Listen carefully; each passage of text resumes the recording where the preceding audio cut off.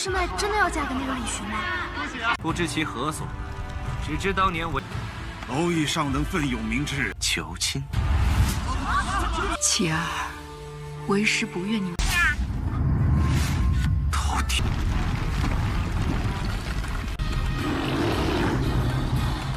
Hola semuanya, bagaimana nih kabar kalian?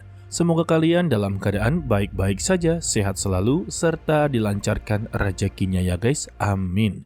Pada kesempatan kali ini, kita akanlah melanjutkan Tonghua dari Jet Dynasty Season 3. Benar saja ya, Tonghua ini pasti mendapati SVIP-nya. Ya sudah pasti akan tayang di sore hari, tepatnya untuklah di hari Rabu. Bagi yang belum nonton untuklah di part sebelumnya, kalian bisa klik link yang berada di bawah ataupun playlist yang telah Mimin buatkan guys. Jadi langsung saja kita masuk ke dalam alur ceritanya. Sementara untuk 3 aliansi telah bergabung menjadi satu. Mereka sedanglah berdiskusi. Untuk penguasa lembah langsung memberitahu kepada mereka semua ada suatu bahaya yang sedanglah mengancam mereka. Dia menyebutnya sebagai Dewa Binatang, dan juga dia tidaklah tahu kalau Dewa Binatang ini berasal dari mana.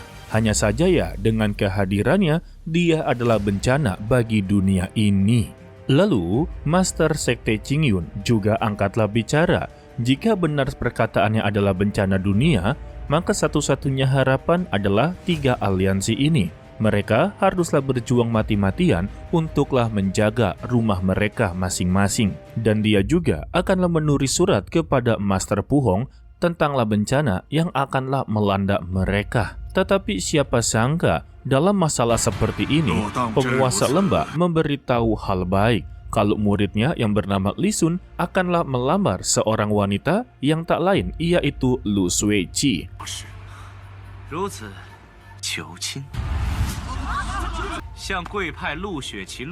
Alhasil ya, semua orang yang berada di sana langsunglah terkejut-kejut. Gila, padahal bencana besar sedanglah berada di depan mereka, tetapi malah mengurusi acara pernikahan. Lalu ya, ketua sekte mempertanyakan kepada gurunya Lu Suiqi. Dia sebagai guru, apa pendapatnya tentang semua ini? Belum aja memberikan sebuah pendapat, penguasa lembah kembali memberitahu. Seiring berjalannya waktu, pernikahan ini akanlah hilang dengan bencana yang akanlah datang. Jadi pada intinya ya, pernikahan mereka akanlah dilupakan oleh seluruh para kultivator karena mereka sibuk untuklah menghadapi bencana. Tetapi ya, itu kan untuk orang-orang. Bagaimana dengan korban yang telah dinikahi? Dan siapa sangka gurunya langsunglah menerima penawaran tersebut.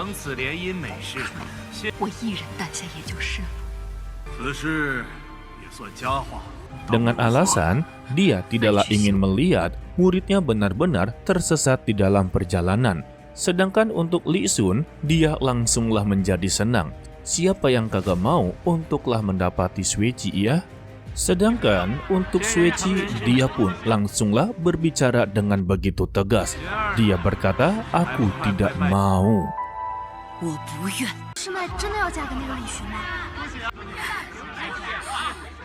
Lalu kita berpindah kepada Xiaofan yang tiba-tiba terbangun dari tidurnya. Jantungnya berdetuk dengan begitu cepat.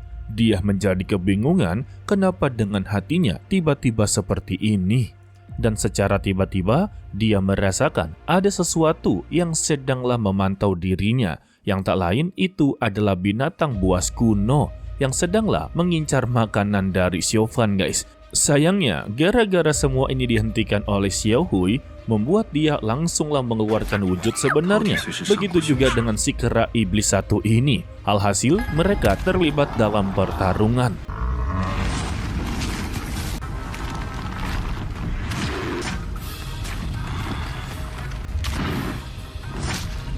Xiaofan yang telah mengetahui tujuan dari binatang buas kuno ini hanya untuk babi panggangnya, dia langsunglah mengambil sepotong dan memberikan kepadanya, serta menyuruh kepada mereka berdua tidak perlu untuklah mengeluarkan wujud seperti ini dan kembalilah ke wujud kecilnya. Alhasil mereka berdua langsung berbagi makanan. Tidak lama dari itu juga datanglah Dewa Binatang yang cukuplah kagum kepada monyet roh bermata 3. Untuk Xiaofan, dia benar-benar menyambutnya tanpa melihat kalau ini adalah musuh yang akanlah mempersulitnya, guys. Ditambah, dia juga kagum kepada Xiaofan.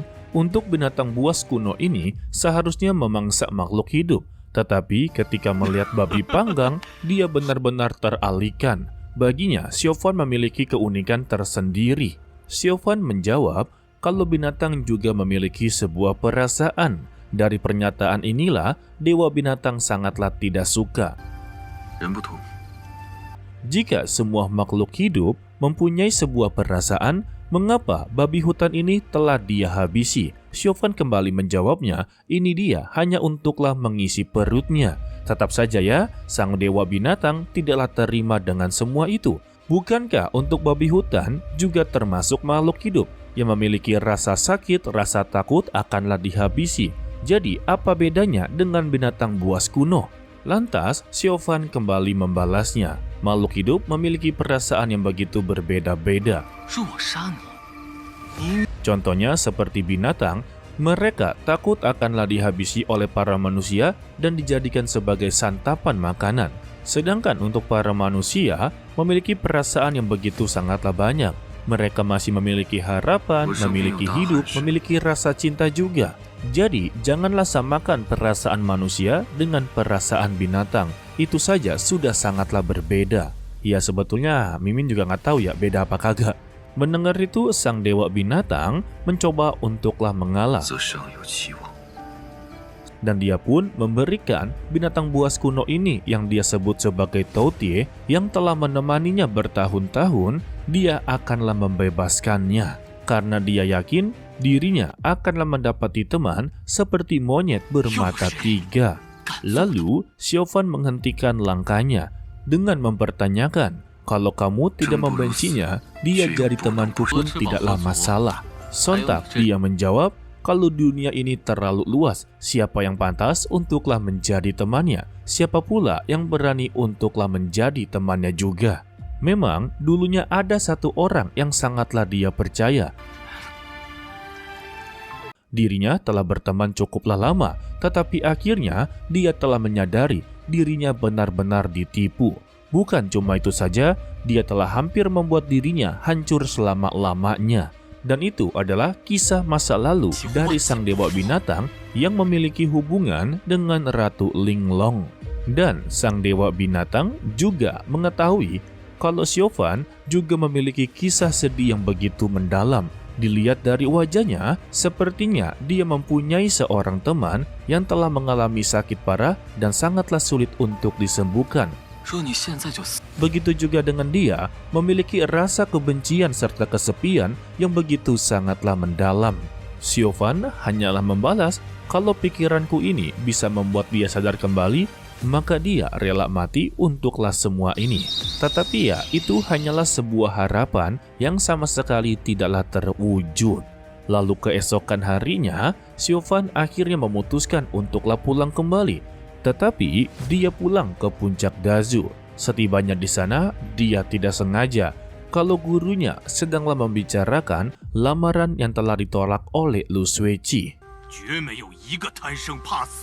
Dalam penolakan tersebutlah membuat tiga aliansi ini benar-benar begitu goyah. Untuk gurunya sebetulnya sah-sah saja kalau mereka berdua menikah karena semua ini demi kebaikan hubungan aliansi mereka. Dan baginya kalau Li Xuan jauh lebih baik daripada Xiaofan. Sontak istrinya menjadi kebingungan mengapa semua ini malah dihubungkan kepada Xiaofan. Dan dirinya keceplosan kalau sebetulnya untuk Lu Suiqi masihlah dekat kepada Xiaofan dan memiliki harapan untuklah dekat dengannya, guys. Mendengar ini ya, Xiaofan memutuskan untuklah menemui Lu Suiqi. Dan juga dia secara tidak sengaja kalau gurunya mengatakan tentang kejadian waktu itu, dia juga pernah berpikir kalau dirinya inginlah menebaskan pedang ke tubuhnya Xiaofan. Mendengar itu lagi, Xiaofan pun langsunglah meninggalkan tempat tersebut tanpa harus mendengar kata lanjutan dari gurunya yang sebenarnya dia juga tidak akanlah melakukannya, justru dia akanlah melindunginya. Dan juga sebenarnya gurunya tidaklah ingin Xiaofan pergi dari puncaknya. Tetapi bagaimanapun juga, semua ini adalah keputusan dari ketua sekte. Jadi pada intinya, sang guru sangatlah begitu rindu kepada Xiaofan. Tetapi ya, karena Xiaofan atau Gui Li telah terlanjur pergi tanpa mendengarkan selengkap-lengkapnya, ini akanlah menjadi sebuah kesalahpahaman guys. Sedangkan untuk Lu Xueqi, kini dirinya telah mendapati kecaman yang begitu sangatlah banyak. Ketua Sekte Qingyun juga begitu sangatlah kecewa kalau dia ternyata begitu sangatlah berani untuk menolak semua ini. Dan Lu Xueqi sama sekali tidaklah peduli karena perasaannya adalah miliknya, bukanlah milik mereka. Betul ya? Tidak lama dari itu, datanglah Xiaofan yang membuat Lu Xueqi benar-benar begitu senang. Tetapi adanya sebuah perjanjian yang telah mereka tetapkan kalau sekarang ini mereka adalah musuh abadi. Hanya saja Xiaofan membalas, meskipun dia menganggap dirinya adalah musuh, tetapi dia menganggap Lu Xueqi sebagai teman kecilnya. Dan Xiaofan langsunglah to the point, bagaimana dengan lamarannya. Lu Xueqi mengatakan kalau dia telah menolak lamaran tersebut. Dan Xiaofan mempertanyakan lagi apa yang akan terjadi kepada dia selanjutnya. Karena mereka tahu betul peraturan dari Sekte Qingyun itu sungguhlah begitu ketat. Dan Xiaofan menawarkan jika memang dia akanlah diusir dari sekte, maka ikutlah dengan dirinya.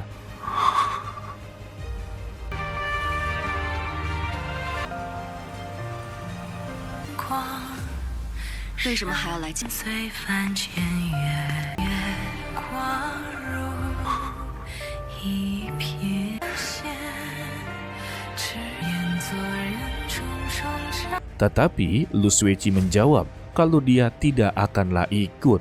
Ini mereka berdua masihlah jual mahal. Padahal ya di dalam hati mereka ingin saling membantu satu sama lain. Tetapi pada nyatanya untuk saat ini mereka masihlah memiliki gengsi yang begitu besar ya. Dan juga masihlah mengikuti sebuah peraturan. Dan ketika Xiaofan inginlah mendekatinya lagi, Lu Xueqi langsung meminta kepada dia untuklah berhenti melangkah. Dan siapa sangka Xiaofan benar-benar menuruti perkataan dari Lu Xueqi.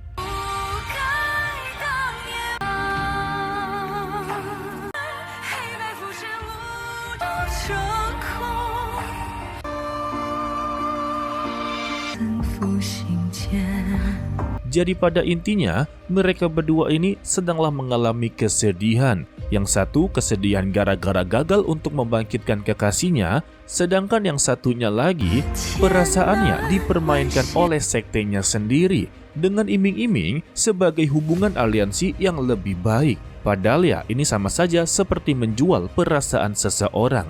Tetapi menurut kalian, siapa yang kesedihannya palinglah mendalam? Kalau menurut Mimin ya, yaitu Xiaofan sendiri guys.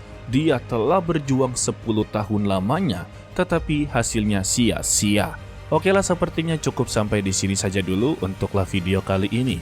Mimin ucapkan terima kasih kepada kalian yang telah menonton sampai akhir. To be continue, sampai jumpa di video berikutnya. Bye-bye. 琪儿，为师不愿你们。